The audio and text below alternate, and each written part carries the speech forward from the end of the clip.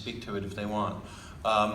There's been a lot of questions about the challenges to create greater diversity on the cast, on the creative side. I've been around long enough to remember in the 1990s, only 20 years ago, was the first time that a woman even won a Tony Award as a director, which is shocking considering the Tonys are named after a woman director. But now we're trying to figure out how to increase diversity. What are the challenges of that? What are the rewards of that? Anyone want to? Please. Being the male on the panel, it's absolutely inappropriate for me to go first, so I will. The white man. The white man. Just a very brief story. First of all, we have these phrases that we bandy about, and they change over time, which is I suppose evolution and great. So there's this phrase in casting which was non-traditional casting, and non-traditional casting meant that you basically mix things up in terms of genders and races and so on, and I always question that this happens sometimes with critics, that tradition is based on the last 5 productions they've seen of a given play. Well, our tradition, of course, goes back to at least to Athens and to the city Dionysus and to the theater of Dionysus and the classical age and so on. So we've been at this for a long time as human beings in Western culture.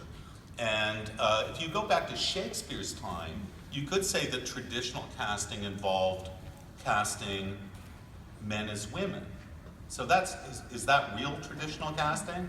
It depends on what tradition you care to embrace. I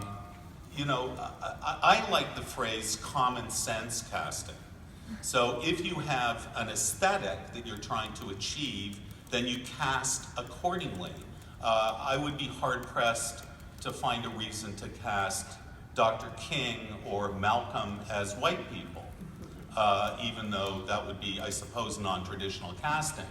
I think common sense casting means that you have something to say, you have a statement to make, or you don't. And so just a quick anecdote. When I first went back to Stratford, Canada, I ran the Stratford Theater. We have a Canadian here.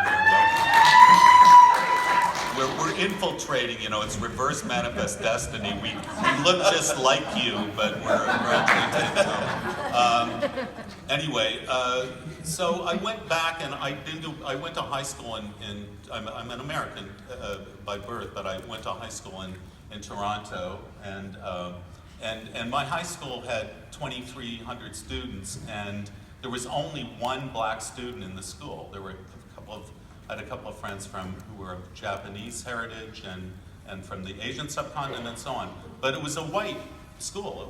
It was overwhelmingly. Now my high school is about 80% of color. That's 50 years later from the time I started. I know, gasp, please. So anyway, when I went to Stratford, I saw a show and I got to the theater and I was attending a matinee with a bunch of kids getting off school buses. And most of them were of color, and very diverse, And we went in and we saw this production, and Stratford had fallen into perhaps a tradition, perhaps a habit, whatever, where there weren't that many actors. There wasn't a lot of diversity in the company. And we saw this production, and within about half an hour, I realized that the only people that were played by actors of color were the servants. And this is now. And I was disturbed by that. And I was wondering how those students felt that somehow what was happening on stage didn't reflect Yonge Street in Toronto or, the high school they went to. So that was, of course, a major mission. And, Nikki James, my first season, played, Cleopatra, a wonderful New York actress, and Juliet in Romeo and Juliet, and so on.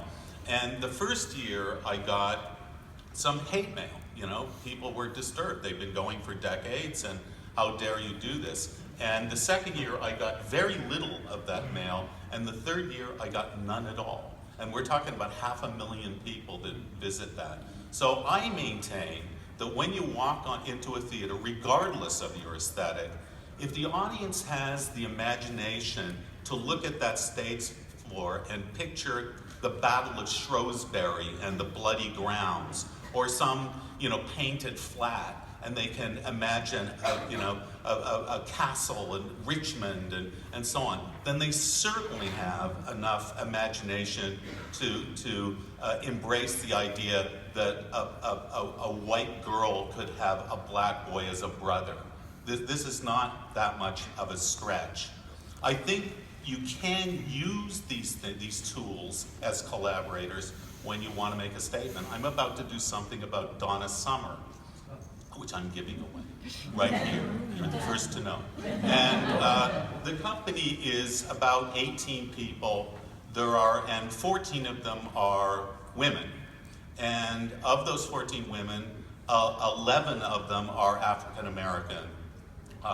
And they play all kinds of people. Now, we wanted to capture the kind of androgyny of the 70s, so there were reasons to do this, stylistic reasons and so on, but also there were perhaps other reasons. At one point, there's a wonderful actress, dancer, singer named Jenny LaRoche, who plays the head of the William Morris Agency, and at one point she says, "It may be disingenuous for a middle-aged white guy like me to say this, but," and before she can get the line out, of course, the room erupts. So it seems to me that we need to kind of cast the net wide and address the times we live in.